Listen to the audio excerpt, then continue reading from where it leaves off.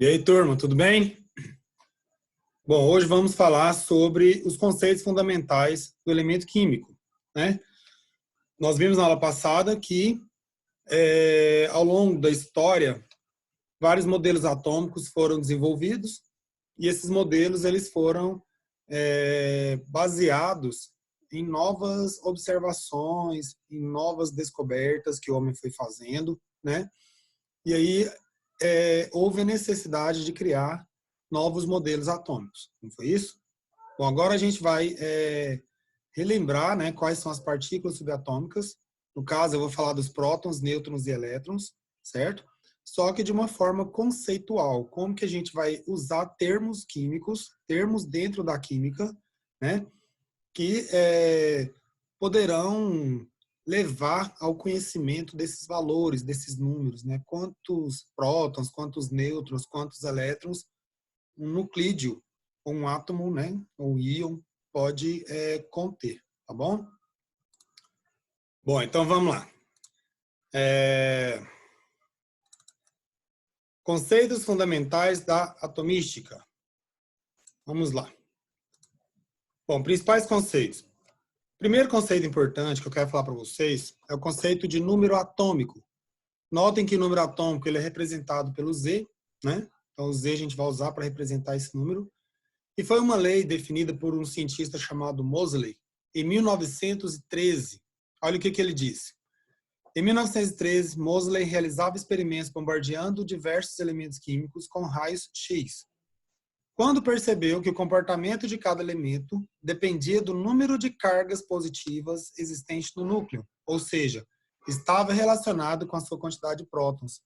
O Moseley percebeu que o que conta, né, o que realmente conta no experimento para identificação de elementos químicos é a carga positiva que esse átomo apresenta. Agora, qual partícula que tem carga positiva? Aí a gente vai retomar a aula passada. É a partícula que tem no núcleo denominada próton. Os prótons são positivos, não é isso? Então, a partir desse momento, o Moseley ele deixou claro, né, ele especificou uma lei em que o elemento químico ele é identificado pelo seu número de prótons. E a esse número de prótons ele deu o nome de número atômico. Então, o número atômico é o número de identidade de um elemento químico, correto? Bom, então tá aí, ó. Número atômico é o número de prótons existente no núcleo do átomo. E aí, a recomendação matemática, Z igual a P, quer dizer, número atômico é igual ao número de prótons. Segundo conceito importante é o conceito de número de massa. O número de massa ele vai ser representado pelo A maiúsculo, né? Agora vem a definição. Número de massa é a soma do número de prótons e nêutrons do núcleo. Lembrando que os elétrons têm massa desprezível. Bom, nós vimos que os elétrons eles têm uma massa que é aproximadamente 1836 vezes menor do que a massa de um próton. Isso significa que, comparando o elétron com o próton, ele é 1836 vezes menor, né? Então, ele tem uma massa considerada desprezível dentro da química. Então, sobram duas partículas que têm um tamanho mais ou menos parecido, que são os prótons e os nêutrons. Então, na hora de você calcular o número de massa de um átomo, né, ou de um íon, basta somar o número de prótons com o número de nêutrons. Bom, observação. Se conhecemos o número de massa e o número atômico de um átomo, podemos determinar o número de nêutrons da seguinte maneira. Bom, aqui é a fórmula, né, que eu falei agora, do número de massa. O número de massa é o número de prótons mais o número de nêutrons, tá certo? Ou o número atômico mais o número de nêutrons. E aí, aqui vem essa recomendação dessa observação. Se o exercício pedir para calcular o número de nêutrons, basta pegar o número de massa e subtrair do número atômico, ou o número de massa menos o número de prótons, que dá na mesma, tá? E aqui tem um exemplo. Se um átomo tem 20 prótons e 21 nêutrons, seu número de massa será 41. Por quê? Porque é a soma de prótons com o número de nêutrons que determina o número de massa, beleza? Segundo conceito, terceiro conceito importante é o conceito de átomo no seu estado fundamental, que a gente chama de átomo neutro. Uma partícula é considerada neutra toda vez que o número de prótons ele é igual ao número de elétrons, né? Então, neste caso, a carga positiva, né, a a condensação de carga positiva e a condensação de carga negativa, ela é igual. Então, um anula a outra, tá certo? Um próton consegue anular a carga de um elétron e vice-versa. Então, se ele tem um número de prótons igual ao número de elétrons, a gente considera ele um átomo neutro. Aí vem a denominação matemática disso. Então, o número atômico é igual ao número de prótons, que é igual ao número de elétrons. Isso para o átomo no seu estado fundamental. Exemplo. Aqui vem uma simbologia que a gente usa muito na química, né? Que a gente coloca o símbolo do elemento, no caso que eu usei o Na, que é o sódio. Em cima, eu coloquei o número de massa, tá aqui, 23. E embaixo eu coloquei o número atômico do sódio, que é 11. Se o número atômico é igual ao número de prótons, significa que ele tem 11 prótons. E se ele tem carga, significa que o número de prótons é igual ao número de elétrons. Então, ele também tem 11 elétrons.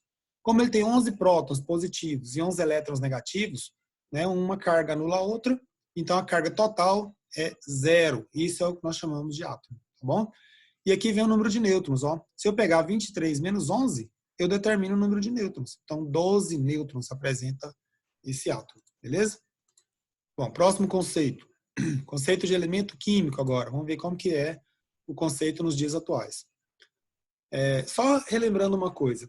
Lá no modelo de Dalton, né, o Dalton tinha uma outra ideia de elemento químico. Ele falava que elemento químico era um conjunto de átomos que tinha a mesma massa e mesmo tamanho. Olha o tanto que o negócio muda agora.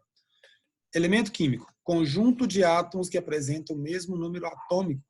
Então, se eu tiver um conjunto de átomos que tem o mesmo número atômico, o mesmo número de prótons, a gente pode chamar isso de elemento químico. Aqui eu coloquei um exemplo, né? Usei o símbolo C de carbono, então usei o elemento carbono.